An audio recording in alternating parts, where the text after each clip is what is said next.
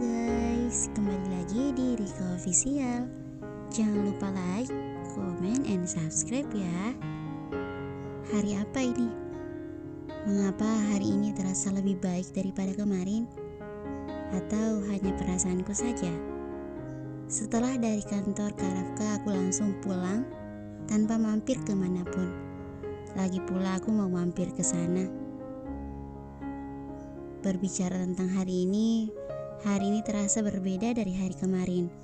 Suasana hatiku juga terasa lebih baik, apalagi setelah mengantarkan makan siang untuk Karafka.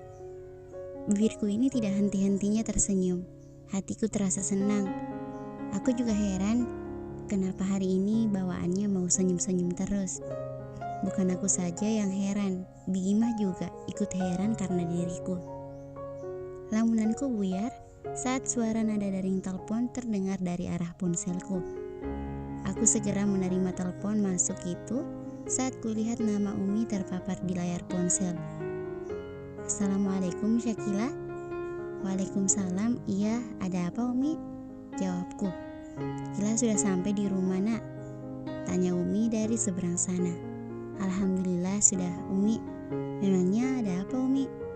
Nggak apa-apa sayang, Umi cuma mau mastiin aja kalau Kila sudah sampai di rumah atau belum.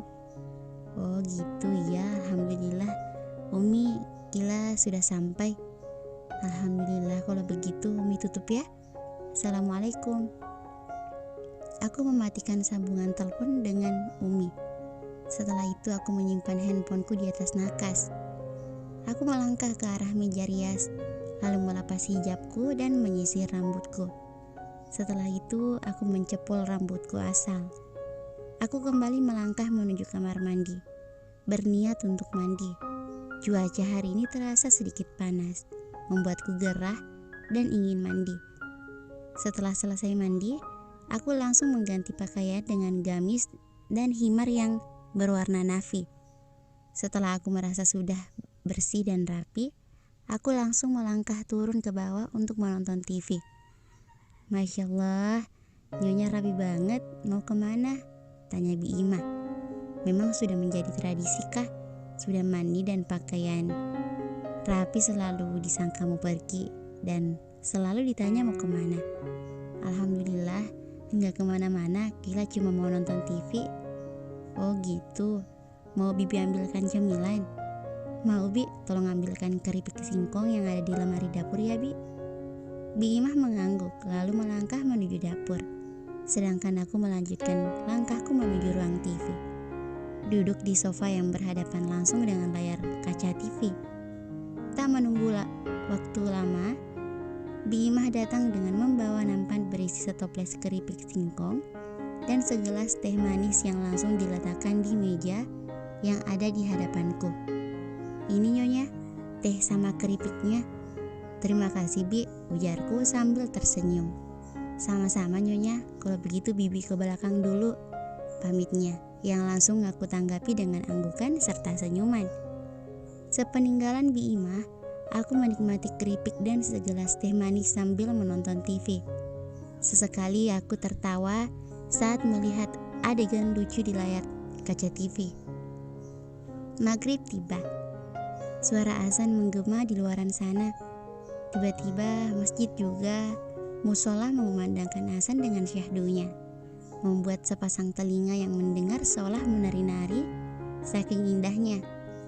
Allah memanggil hambanya lewat perantara azan yang dikumandangkan oleh muazin. Orang-orang beriman langsung berbondong-bondong memenuhi panggilan Allah itu. Termasuk kamukah orangnya? Hanya saat sholat aku bisa merasa lebih dekat dengan Allah. Hanya saat sholat aku merasa ada pertemuan antara aku dengan Allah. Hanya saat sholat aku merasa Allah sedang bersamaku, melihatku, memperhatikanku. Dasar kepedean aku ini. Mana mungkin Allah mau melihat hambanya yang penuh dosa ini. Hanya dengan sholat aku merasa hidupku lebih bermanfaat. Setidaknya ada kegunaan dari bagian-bagian tubuhku ini. Tidak hanya aku gunakan untuk rebahan saja. Sholatlah meskipun kamu bukan orang baik. Kalimat itu penguatku. Aku bukanlah orang baik, tetapi bukan berarti aku tidak menjalankan kewajibanku sebagai umat Islam. Ada juga yang mengatakan, sholat belum tentu membuat kita masuk surga. Tidak salah, itu benar. Sholat memang belum tentu membuat kita masuk surga. Tetapi insya Allah dengan sholat, jalan kita menuju surga lebih mudah. Gini loh, kalau sholat saja belum tentu masuk surga, apalagi yang gak sholat. Jadi sholat itu kewajiban, bukan tentang baik atau buruknya seseorang. Tetaplah sholat meskipun sekalian kita bukan orang baik. Baik atau tidak diri kita itu tidak jadi penentu kita harus sholat atau tidak. Allah hanya menyuruh kita sholat, bukan menyuruh kita baik dulu baru sholat. Aku segera melangkah menuju kamar mandi, mengambil wudhu lalu melaksanakan sholat maghrib. Seperti biasa, setelah sholat aku berzikir, berdoa dan mengaji. Alhamdulillah, selalu menyempatkan waktu untuk membaca Al-Quran. Membaca pesan dari Dia saja bisa. Masa baca pesan dari Allah gak bisa? Berbicara pesan dari Dia, untuk pertama kalinya aku mendapatkan pesan dari Dia yang aku maksud. Siapa lagi kalau bukan suamiku? Ting, suara notifikasi pesan masuk. Aku langsung membuka pesan itu. Kak Rafka, Assalamualaikum, aku lembur, tidur aja duluan, gak usah ditungguin. Aku langsung membulatkan mataku saat melihat nama yang mengirim pesan untukku. Sudut bibirku melengkung ke atas. Nama Kak Rafka terlihat jelas di layar handphoneku. Sungguh aku benar-benar bahagia. Ini terasa mimpi bagiku. Untuk pertama kalinya, Kak Rafka mengirim pesan untukku.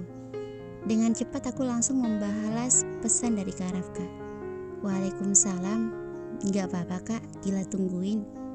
Setelah mengirim balasan pesan untuk Kak Rafka, aku segera menyimpan ponselku di atas meja lalu terbangun dari aktivitas rebahanku. Aku langsung bergegas menuju dapur.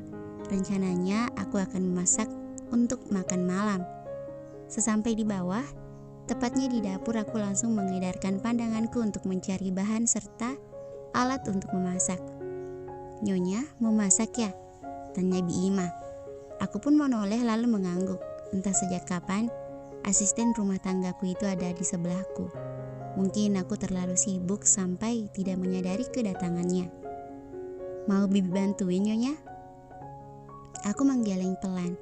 Gak usah Bi, Bibi istirahat saja biar Kila yang masak. Gak apa-apa kok Nyonya, Bibi bantu saja. Gak usah Bi, Bibi istirahat saja. Kila bisa sendiri. Lagian Bibi pasti capek. Dari tadi pagi beres-beres rumah. Bi Imah mengulas senyuman. Terima kasih Nyonya. Kalau begitu Bibi istirahat dulu ya. Nanti kalau butuh apa-apa, panggil Bibi saja ya. Aku mengangguk sambil mengacungkan jempol. Siap Bi Imah. Sepeninggal Bi Imah, aku langsung berkutik dengan alat-alat masak yang ada di dapur. Rencananya aku akan memasak sup daging sapi. Menurutku malam-malam dingin seperti ini enaknya makan yang hangat-hangat seperti sup daging misalnya. Aku meringis kesakitan. Au, ringisku sambil memegang telunjuk tangan kiriku yang terluka akibat pisau yang kugunakan untuk memotong daging. Untungnya darah yang keluar tidak terlalu banyak. Aku langsung bergegas mengambil kotak P3K, lalu kuoleskan obat merah pada telunjuk tanganku yang luka. Tak lupa kutempelkan Hansaplast untuk menutup luka itu. Setelah mengobati telunjuk tanganku, aku kembali melanjutkan kegiatan memasakku. Tidak apa, hanya luka kecil. Luka ini tidak seberapa dengan luka di hatiku. Aroma khas dari kuah sup sapi yang aku masak menyeruak masuk ke dalam indera penciumanku. Wangi sekali.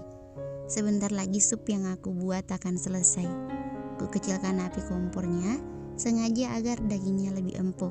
Sambil menunggu supnya agar lebih matang dan dagingnya lebih empuk, aku merapikan meja makan, menata piring-piring, gelas-gelas, sendok serta garpu. Tak hanya itu, aku juga meletakkan nasi, air, dan buah-buahan di atas meja, menatanya dengan baik dan rapi.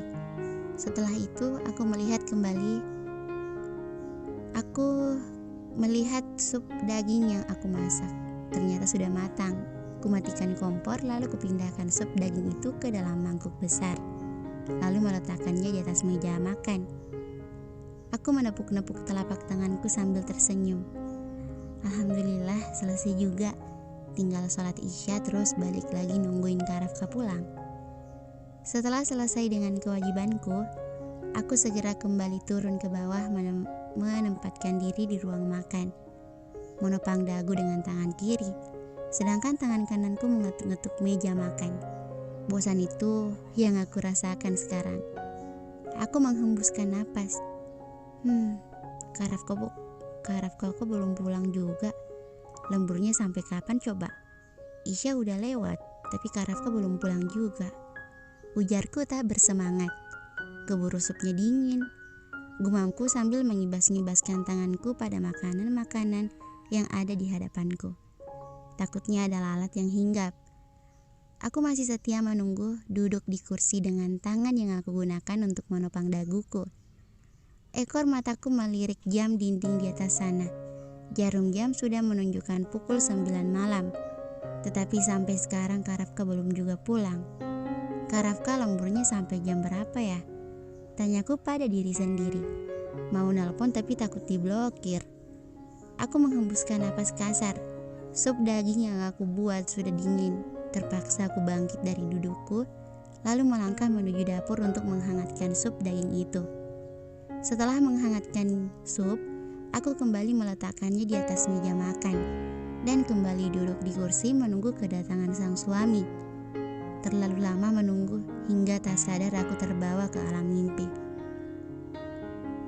Jarum jam menunjukkan pukul 11 malam dan Rafka baru sampai di rumah. Pekerjaannya di kantor membuatnya terpaksa harus lembur hari ini. Rafka turun dari mobil lalu melangkah masuk ke dalam rumah. Pintu terbuka, siapa lagi yang mau buka kalau bukan Rafka?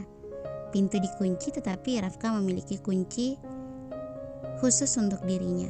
Lalu memasuki rumah dengan langkah pelan, sambil mengedarkan pandangannya ke penjuru rumah. Rumah masih terang, belum ada lampu yang dimatikan.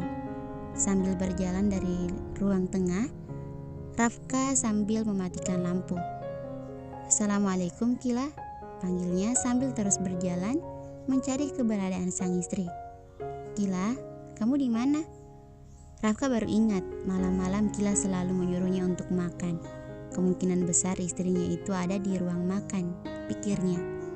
Rafka langsung melangkah menuju ruang makan untuk memastikan apakah Syakila ada di sana. Benar saja, istrinya ada di ruang makan. Langkahnya terhenti sambil menatap lurus perempuan yang terduduk dengan kepala bertumpu di meja. Dia tertidur. Perlahan sudut bibir Rafka terangkat ke atas. Ia tersenyum karena istrinya. Syakila rela ketiduran di ruang makan hanya demi menunggu kepulangan Rafka. Maaf Kila, ujarnya lirih. Rafka melanjutkan langkahnya menuju ruang makan, mendekat ke arah Syakila. Rafka berdiri di samping Kila sambil menatap wajah damai perempuan itu. Tangan kanannya tergerak mengelus-elus kepala sang istri. Sadar atau tidak, Rafka telah melakukan hal manis pada Syakila. Rafka beralih menatap makanan yang tersusun rapi di atas meja makan, yang ia yakini Syakila yang telah menyiapkan semuanya. Rafka menarik kursi yang ada di dekat Syakila dengan pelan, takut mengusik tidur istrinya. Rafka duduk lalu kembali menatap Syakila. Aku makan ya? Tanyanya. Tentu saja Syakila tidak merespon. Rafka terkekeh kecil, ia sudah gila.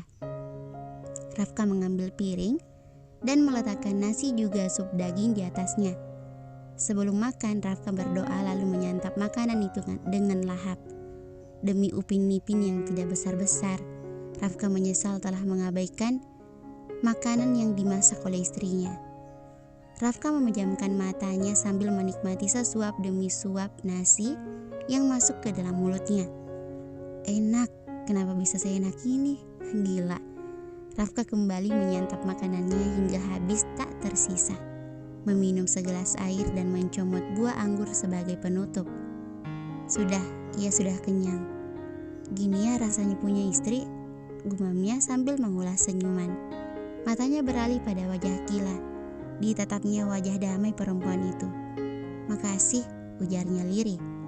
Rafka berdiri lalu bergegas menggendong Syakila dan membawanya menuju kamar perempuan itu.